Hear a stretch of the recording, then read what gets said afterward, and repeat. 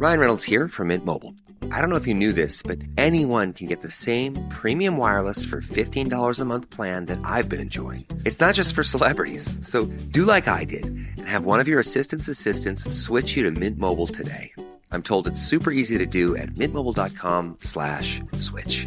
Upfront payment of $45 for 3-month plan, equivalent to $15 per month required. Intro rate first 3 months only, then full price plan options available. Taxes and fees extra. See full terms at mintmobile.com. Getting engaged can be stressful. Getting the right ring won't be at BlueNile.com. The jewelers at BlueNile.com have sparkle down to a science with beautiful lab-grown diamonds worthy of your most brilliant moments. Their lab-grown diamonds are independently graded and guaranteed identical to natural diamonds and ready to ship to your door. Get $50 off your purchase of $500 or more with code LISTEN at BlueNile.com. That's BlueNile.com, code LISTEN for $50 off.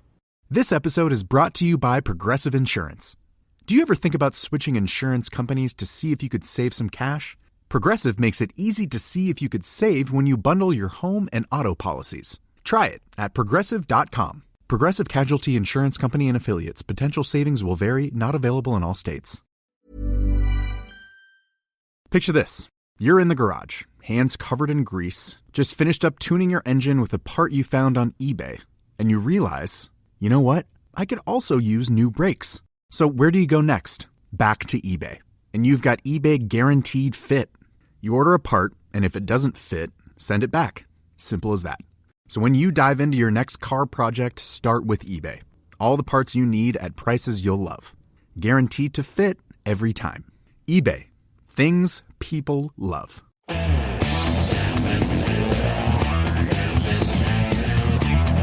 This is the Daily Tech News for Tuesday, March 18th, 2025. We tell you what you need to know, follow up on the context of those stories, and help each other understand.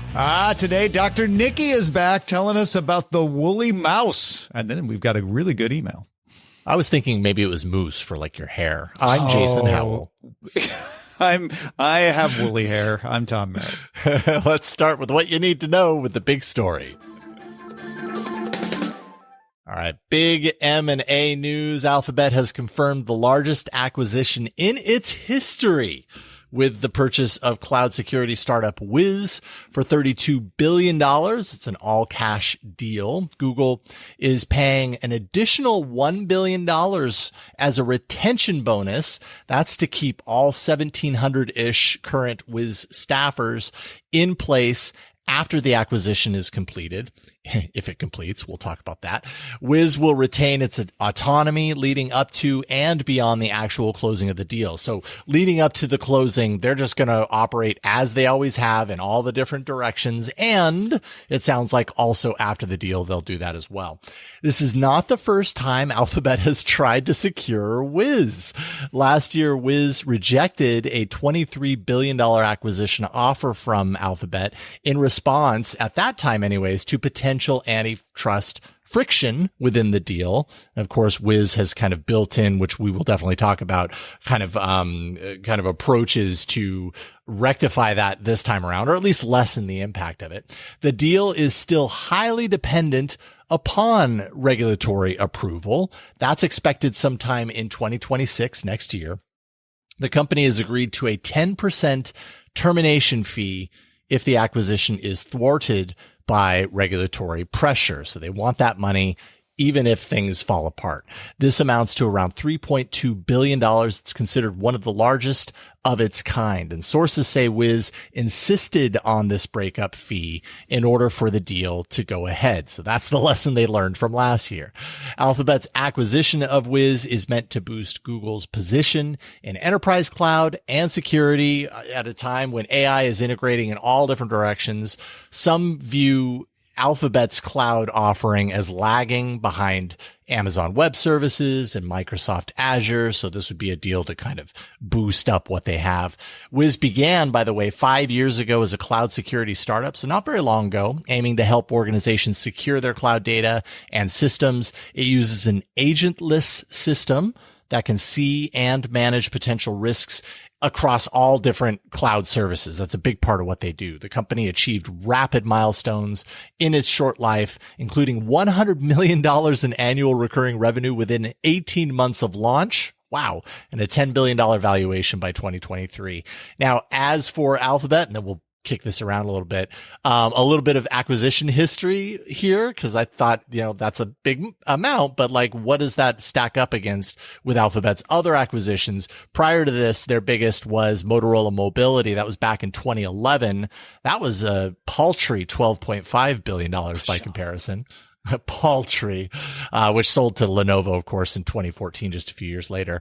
Then Mandiant in 2022 for $5.4 billion, and Nest Labs in 2014 for $3.2 billion. So really big deal, obviously signaling Google's intention, or Alphabet's intention, to really boost up its cloud offering, and bring more people into their ecosystem. What do you think about this? Yeah, it's tempting to look at this and go, Google reversed the 2 and the 3, and suddenly Wiz was like, now that's more like it. 32, works. Not 23. Okay. Yeah. And I'm sure that's not, nothing. But I think the bigger deal is that you don't have Lena Khan in charge of the U.S. Federal Trade Commission. You have Andrew N. Ferguson in charge of the U.S. Federal Trade Commission. And while Ferguson has said that he's still going to hold big tech to account, he has also said he wants to lessen the restrictions on mergers. So I think the regulatory landscape changed. You could say that 23 billion to 32 billion increase was simply because Wiz is profitable. And everything you said, I don't have any disagreement with. Wiz is going to be essential into helping Google continue to increase its cloud services. I think it's been doing well with that, but it's still behind. So this is going to help with that. But I think it's also important to note that revenue number. Wiz makes money. It's a 5-year-old startup that makes money. That's not normal. So they're really good at this. This is something that companies are more and more concerned with. And if Wiz can make sure their cloud services are secure, they're going to continue to make money. That bolsters Google's bottom line at a time when they really need to have revenue coming in that isn't based on ads.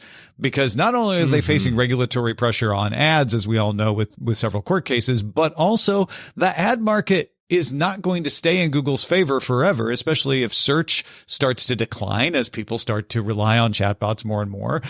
So I look at this and I think that the biggest significance of this is Wiz bringing in some revenue generation for Google as a hedge against any potential future decline in advertising. Yeah, it's interesting because the regulatory moment that Google and Alphabet find themselves in does threaten so many different aspects of their business. We hear about, Chrome browser, you're going to be forced to sell Chrome browser. What happens to Android? All these different potential avenues. And then you mentioned the ad market changing in dramatic ways. So much of Alphabet and Google's business is being impacted in all these different ways, both regulatory and just in the market shifting. Cloud, though, there is so much money to be made in cloud, and Google and Alphabet really want to make sure that they're competitive there. It largely seen to be lagging behind AWS, behind Microsoft Azure, but still plenty of room to secure their spot there. And I think, it really will be interesting to see how this deal tests the current administration's antitrust agenda in light of that. I mean, some might say this is even in light of where we are now versus 6, 8, 10 months ago, still a pretty gutsy move for Alphabet to pull the trigger on something this massive when it already has so many eyes on it from an antitrust perspective. Yeah, I never thought when this was first floated last year, I thought this could pass regulatory scrutiny and should pass regulatory scrutiny because Google is not dominant in cloud. And in fact, regulatory scrutiny should say, yes, allow a competitor to get better at competing in this space. So I didn't think it would really tick off all the boxes of monopoly because Google isn't, if Amazon were to try to buy this, maybe, right? Lena Khan, on the other hand, had a much narrower definition. And I think they were just worried that anything Google did, any acquisition Google did, would be discounted. So I think the Ferguson administration is a little more generous on that point. Ferguson, he worked for Mitch McConnell. He's very mainstream Republican. So I don't expect that you're going to see the kind of unpredictability that you might see from other appointees in the current administration. So yeah, I think Google and Wiz were like, oh yeah, no, this works now. Let's make it happen. And like you say, Google probably can't steal a lot of market share from AWS yet, but Microsoft has a perception, whether it's deserved or not, as being not so good at the security part of this. So getting Wiz is a big feather in Google's cloud cap too. Yeah, and I also wonder, because we've been hearing the last couple of years about slow, acquisitions, mergers, and M&A, whatever you want to call it, and is this kind of a signal to the market that times have changed, that 2025 is a different year, and does this trigger other companies to pursue, major M&A movement, which is different from the antitrust discussion, I realize, but that's another impact. I think a lot of people don't know. I think the assumption is it won't be as bad with Ferguson in charge of the FTC, at least in the U.S., right? Nothing changes in the rest of the world. So you still could face regulatory opposition in China, in Europe. So you have to take that into account. Not everything changes just because the U.S. does. But I think you're right. People are going to look at this and go, okay, is this going to make it? Is this going to make it through? Because that tells us something about whether or not things have changed and how they've changed. Yeah, it tells us something about this moment for sure. Yeah. Cool. Well, this moment was made possible by you, the listener. We wouldn't have had it. Thank you for letting us have it, Mark Gibson, Reed Fischler, and Larry Bailey. Thank you. Trust isn't just earned, it's demanded. Whether you're a startup founder navigating your first audit or a seasoned security professional scaling your GRC program, proving your commitment to security has never been more critical or more complex. That's where Vanta comes in. Businesses use Vanta to establish trust by automating compliance needs across over 35 frameworks, like SOC 2 and ISO 27001, centralize security workflows, complete questionnaires up to 5 times faster, and proactively manage vendor risk. Vanta not only saves you time, it can also save you money. A new IDC white paper found that Vanta customers achieve $535,000 per year in benefits, and the platform pays for itself in just 3 months.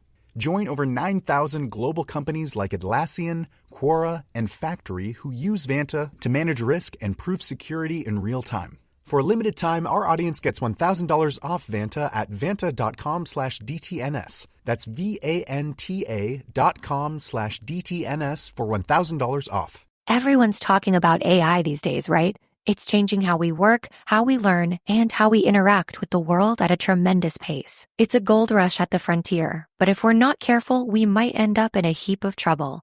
Red Hat's podcast this season on Compiler is diving deep into how AI is reshaping the world we live in. From the ethics of automation to the code behind machine learning, it's breaking down the requirements, capabilities, and implications of using AI. Check out the new season of Compiler, an original podcast from Red Hat. Subscribe now wherever you get your podcasts. Picture this. You're in the garage, hands covered in grease, just finished up tuning your engine with a part you found on eBay, and you realize, you know what? I could also use new brakes. So where do you go next? Back to eBay. You can find anything there. It's unreal. Wipers, headlights, even cold air intakes. It's all there. And you've got eBay Guaranteed Fit. You order a part, and if it doesn't fit, send it back. Simple as that. Look, DIY fixes can be major. Doesn't matter if it's just maintenance or a major mod. You got it, especially when things are guaranteed to fit. So when you dive into your next car project, start with eBay. All the parts you need at prices you'll love. Guaranteed to fit every time. eBay. Things people love. From ADT comes Trusted Neighbor, the new standard in home access. Through the ADT Plus app, easily grant and automate event-based or scheduled access for neighbors, friends, and helpers. Notify trusted individuals of events like alarms or packages, and set access windows for planned guests or even the dog walker without interrupting your day. Visit ADT.com. When every second counts, count on ADT. Requires ADT Complete Pro monitoring plan and compatible devices. Copyright 2025 ADT LLC. All rights reserved. Ryan Reynolds here from Mint Mobile. I don't know if you knew this, but anyone can get the same premium wireless for $15 a month plan that I've been enjoying. It's not just for celebrities. So do like I did and have one of your assistants switch you to Mint Mobile today. I'm told it's super easy to do at mintmobile.com/switch. Upfront payment of $45 for 3-month plan, equivalent to $15 per month required. Intro rate first 3 months only, then full price plan options available. Taxes and fees extra. See full terms at mintmobile.com. There's more we need to know today. Lots more, in fact. So let's get to the briefs. Oh, I know you're excited about this one. Pebble's back. And this time it's not called Pebble. It's being delivered, however, by Pebble's original designer and founder, Eric Michikowski's new company, Core Devices. 2 new watches running the PebbleOS are in the works. The Core 2 Duo. Yes. Oh, that sounds familiar. That's also the name of an old Intel chip. But apparently the Duo is for do-over. Huh? Oh, yeah, I get it. Core 2 Duo is a $149 watch. Okay. Not super pricey. Shipping in July with a black and white e-ink display, just like the original Pebbles. However, unlike the original Pebbles, the battery life is different. Instead of 7-day battery life, you get 30 days, 30-day battery life. Wow. Most of that is the updates to Bluetooth efficiency since 2016. There's also an onboard speaker, so you can have little conversations with your chatbots. Then there's the Core Time 2. That one won't ship until December. It's $225, has a metal frame, will have a larger color e-ink touchscreen as well as improved chips, so it can do step and sleep tracking. And again, you can pre-order both of these right now, but the Core 2 Duo shipping in July, the Core Time 2 shipping in December. And they've already said, like, if tariffs come, we're just going to pass along the price. So the price could go up between now and the time you get this. You're going to have to pay that if it happens. Also, we might have to delay these if stuff happens. So these aren't firm dates. I did the checkout process, Jason. There were like 6 different checkboxes I had to check. My goodness. Including one extra if you're an iPhone user. By the way, I'm sorry in advance because yeah. Well, cool. Well, regardless of all that, I'm very curious to see how this pans out and how long into the future it'll be before Pebble Watch is just like another smartwatch like everything else. Because, every year it's like, and we've added this and we've added this. Soon it'll be just another smartwatch. Well, and it's interesting that they really didn't add much to these from 2016 other than, we have better Bluetooth. So let's add better Bluetooth so we get longer battery life. We have more affordable chips for step and sleep tracking. So we can add that. It'll work great with Android. It's still not going to be able to reply to notifications in iOS. So it'll be a little more limited if you're pairing it with an iPhone, but it will pair with an iPhone. I don't know. I love this, and I love that he's out there going like, if stuff changes, we're just going to change the price. If it's delayed, it's delayed. I'm going to make 10,000 of these because I want to make them. And we're not going to throw a bunch of things in here if we don't need them yet. So I was pretty excited to jump on and buy one. Yeah, I think the last thing I'll say on this is you can feel Eric's heart in the process. He really just loves this project and just wants to see it succeed. And so all that other stuff is like, that might happen. But really at the end of the day, I just want this to exist. I just want to make this happen. Yeah. Also, no one's going to call these Core devices. They're going to be called Pebbles. Yeah, of course. 100%. They run the PebbleOS after. It's not wrong. Roku users this week reported seeing video ads play before they were ever taken to the home screen. So you power it on, and before you see the home screen, boop, an ad. That's not good. The ads had a close option for some. Other people could not find it. So even if you wanted to get rid of it, you couldn't in some cases. Roku has acknowledged that it is always trying new ad types, but this is not a permanent part of the operating system. I would put in parentheses yet. Many users got mad, but what do you expect? It's the internet. It's gonna happen. Yeah. Ads on the internet, and people got mad. Weird. Looks like a dog bit a man again. This is going to annoy people. I'm glad Roku is saying it's a test, because that'll at least help some people feel bad. I bet that close option was always there. That's the one thing I'll people say. just didn't see it. Well, those ads can hide those close options, so they're almost impossible to find, right? So I'm not blaming the people, annoying. but I'm like, I bet they technically all had a close option. So this is annoying. Mm-hmm. Several videos on YouTube, including one from Sahil Karul, unbox what they claim is the next Google Pixel 9a smartphone, and sure looks like it is. The videos show the device's biggest change, a flat rear panel that practically removes the Pixel signature camera bump. The videos call out sizable bezels, around 6.3 inches display, a large 5100 milliamp hour battery, and solid performance benchmarks with a Tensor G4 processor. So they're not just they're unboxing this thing and doing benchmarks on it. Oh, yeah. This isn't official, though. However, we all expect this will become official by tomorrow when we're recording this, Wednesday, March 19th. That's when we're expected to get the Pixel 9a announcement. Yep. So you won't have to wait long, but the removal of the signature camera bump. I don't know. That makes me sad. Yeah. That makes me sad. I think the signature is a strong point. Why discard your signature? I just don't understand. It was your signature. Yeah. Discord is launching the Discord Social SDK to let developers integrate the service's social hooks into gaming experiences, whether you have a Discord account or not, actually. Integrations include a unified friends list, game invites, cross-platform messaging, and more. The SDK is compatible with C++, Unreal Engine, and Unity, and currently supports Windows 11 and later, as well as Mac OS. Discord does say that console and mobile compatibility is on the way as well.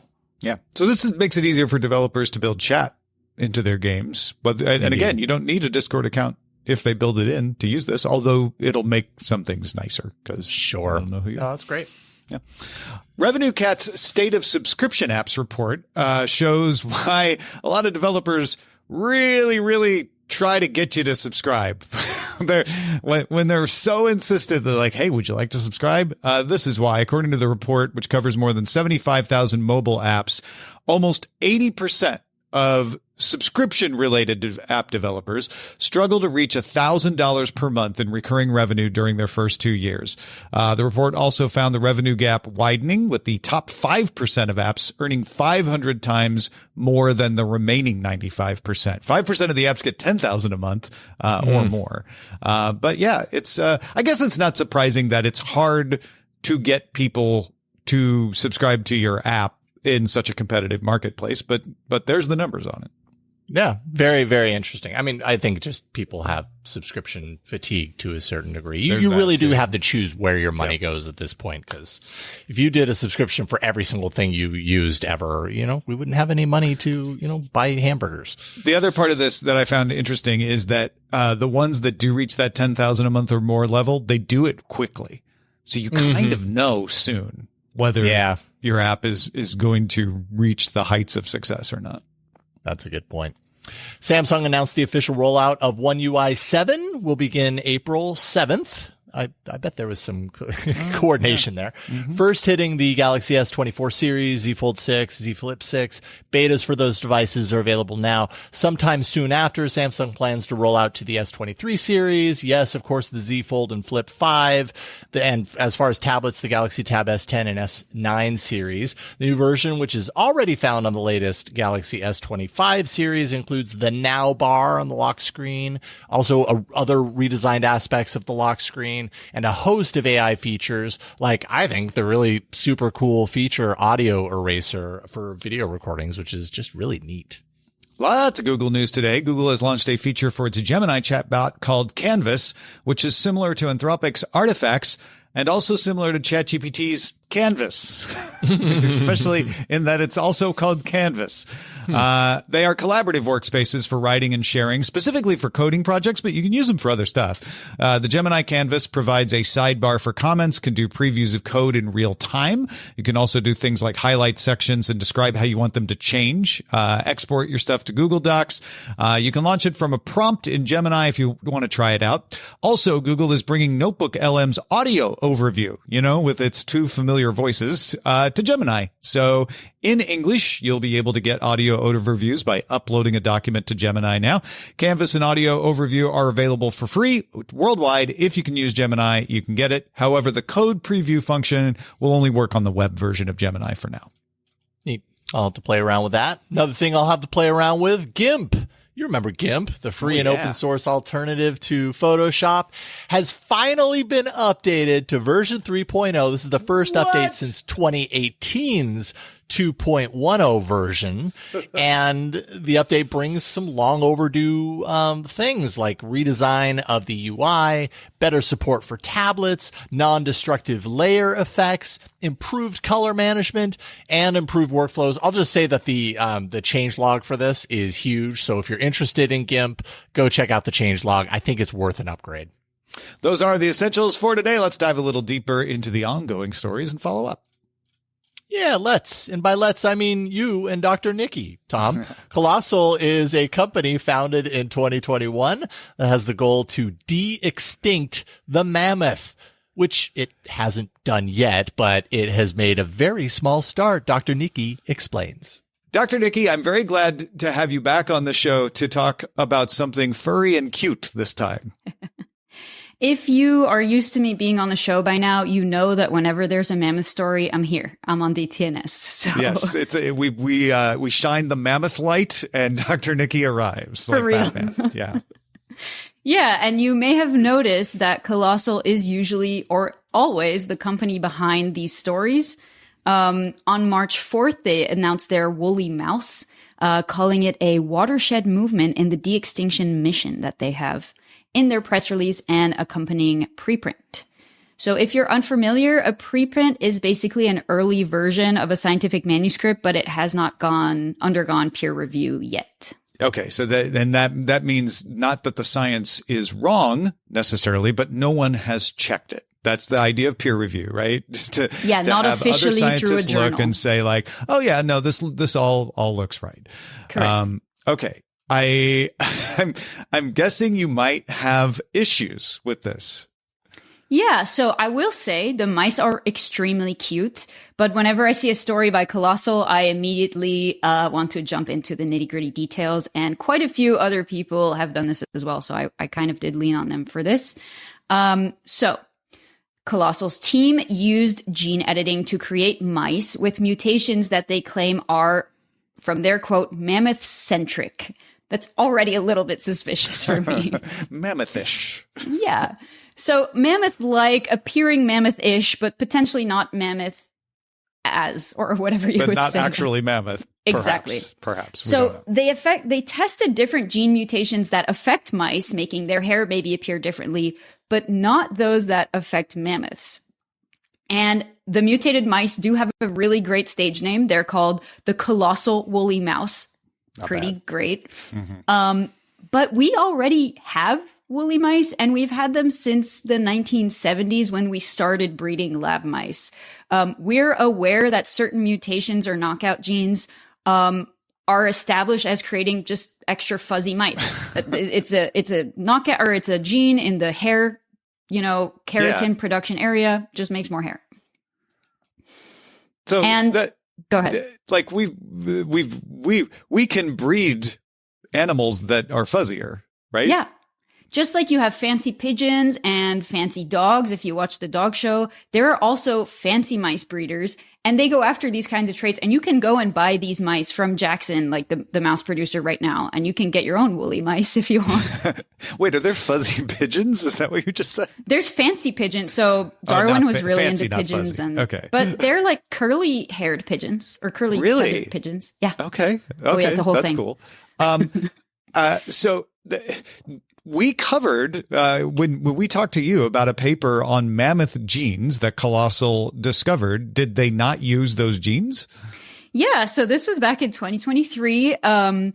Colossal uncovered about 5 genes related to differences in hair, kind of texture, keratin texture between the woolly mammoth and current elephants.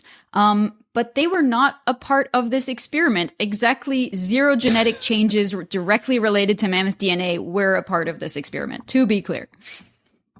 And honestly, these mice tell us exactly nothing about mammoths. However, they do tell us that mammoths are really good for PR, as Colossal is now worth $10 billion.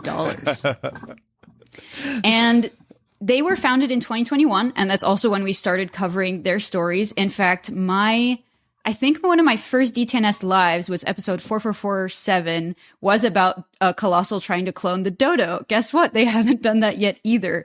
So you could kind of start to see the pattern that's coming out here. Okay, so I'm a little disappointed that they just made a mouse that looks kind of like it could be a woolly mammoth, but there is no woolly mammoth in it. Is there anything in this that brings us closer to creating or reviving the mammoth? So I think the point of this paper was that they're getting really good at doing multiple gene edits, and that accelerates like gene editing. Okay. Science, I guess. They kind of framed it in a bit of a clickbaity way. They claim that they want the woolly mammoth by 2028. I think that's entirely ridiculous. And I've covered this again in the past. Like, if you could even edit an Asian elephant to have mammoth genes, you would still have to have an Asian elephant give birth to an edited embryo, and we can barely have elephants in zoos that give birth correctly. And so, as Bethany Brookshire put it on Blue Sky, if this were even remotely possible, you would still end up with an Asian elephant and a mammoth onesie. And I think that's about where we're at right now. A genetically created mammoth onesie, which would be, at least a step from just dressing it up in something, but not much farther. That's too bad. Yeah.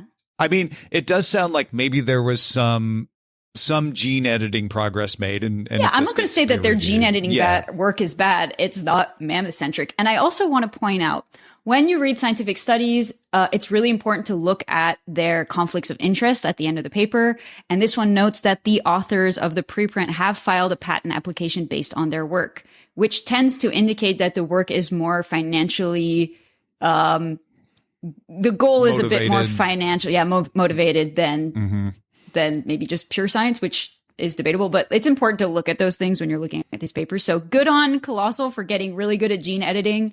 Boo for saying that it's a mammoth, because it's not. Yeah. Well, that's important. Thank you for helping us understand when we see those stories that say they created a mouse woolly mammoth hybrid. They didn't. Until it has tusks, I'm not convinced. Even then, they probably just got them from an elephant, not from a mammoth. Them on. Yeah. But that there is some science being done here. It's just not the science you're seeing in the headlines. Yeah. All right. Well, Dr. Niki, thank you so much for helping us understand this. If folks want to follow what you do, where should they go? They should go to my website, NicoleAckermans.com, and I'm also on Blue Sky as Dr. Headbutt. Go find me there and tell me about all your mammoth stories.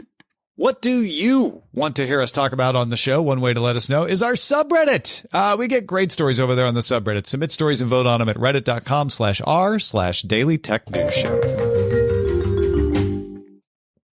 Picture this. You're in the garage, hands covered in grease, just finished up tuning your engine with a part you found on eBay, and you realize, you know what? I could also use new brakes. So where do you go next? Back to eBay. You can find anything there. It's unreal. Wipers, headlights, even cold air intakes. It's all there. And you've got eBay Guaranteed Fit. You order a part, and if it doesn't fit, send it back. Simple as that. Look, DIY fixes can be major. Doesn't matter if it's just maintenance or a major mod. You got it, especially when things are guaranteed to fit. So when you dive into your next car project, start with eBay. All the parts you need at prices you'll love. Guaranteed to fit every time. eBay. Things people love. Ryan Reynolds here from Mint Mobile with a message for everyone paying big wireless way too much. Please, for the love of everything good in this world, stop. With Mint, you can get premium wireless for just $15 a month. Of course, if you enjoy overpaying, no judgments, but that's weird. Okay, one judgment. Anyway, give it a try at mintmobile.com/switch. Upfront payment of $45 for 3-month plan, equivalent to $15 per month required. Intro rate first 3 months only. Then full price plan options available. Taxes and fees extra. See full terms at mintmobile.com. We end every episode of DTNS with some shared wisdom, and today Mike in Virginia is helping us understand. Yes, Mike wrote to tell us he's disappointed in the forthcoming acquisition of Pokemon Go by Scorply. We talked about that last week, because Scorply is owned by Savvy Games, which was created and is majority owned by the Saudi Public Investment Fund. Mike writes, I do not want to continue to use an app that would give the Saudi government access to my location data. I do not believe the app can continue to function in a way where I would feel assured that Saudi authorities could not or would not use it to find and harass users who disagree with the kingdom's policies. It's a shame the sale of a U.S. company that specializes in location data will be sold to a repressive government like Saudi Arabia, but I suspect regulators are not thinking of the safety of critics of Saudi Arabia. Thanks for giving me the heads up on this deal, Mike in Virginia. I don't know how many people are going to have this reaction or even aware of this sort of thing. I wrote back to Mike and I was like, I don't think it's going to make a difference in your opinion, but just remember Scorply is a U.S. company based in Culver City, California. So it is still protected by U.S. law, and it would be able to defend itself against, requests for data on Pokemon Go. But I get where Mike's coming from. It's like, I just don't want to risk it. Yeah, well, and I think some people will definitely hit that point to where they just don't want to risk it regardless of the information or the fact around it. I mean, really, at the end of the day, we use so many apps and we share so much information, and we don't really know what's going to ultimately end up to that information if the company is sold to another company. It's the risk we take, when we play the game. And the Saudi investment fund it is an investor in a lot of things, including a co-investor with SoftBank. So if Mike's not saying I don't want to use any company that takes money from the Saudi investment fund. He's specifically worried about it being wholly owned. In this case, Savvy Games being wholly owned by the public investment fund, and that to him is a little different because they have full control of the company versus they're investor, and they think of a company and there's probably some Saudi public investment fund in it. Yeah, indeed. Well, thank you to Dr. Niki. Thank you to Mike for sending in this thoughtful email, for contributing to today's show, as you always, all of you do. Thank you for that. And thank you for being along for Daily Tech News Show. The show is made possible by our patrons on patreon.com/DTNS. DTNS has a live version called DTNS Live on YouTube and Twitch. You can find details on that and more on dailytechnewsshow.com. We will talk to you tomorrow. Bye, everybody. The DTNS family of podcasts, helping each other understand. Diamond Club hopes you have enjoyed this program. That was chatty. Yeah. I felt very chatty today. Very chatty. If you wear glasses, you know how hard it is to find the perfect pair. But step into a Warby Parker store, and you'll see it doesn't have to be. Not only will you find a great selection of frames, you'll also meet helpful advisors and friendly optometrists. Yep, many Warby Parker locations also offer eye exams. So the next time you need glasses, sunglasses, contact lenses, or a new prescription, you know where to look. To find a Warby Parker store near you or to book an eye exam, head over to warbyparker.com/retail. This episode is brought to you by Progressive Insurance. Do you ever think about switching insurance companies to see if you could save some cash? Progressive makes it easy to see if you could save when you bundle your home and auto policies. Try it at Progressive.com. Progressive Casualty Insurance Company and Affiliates. Potential savings will vary. Not available in all states.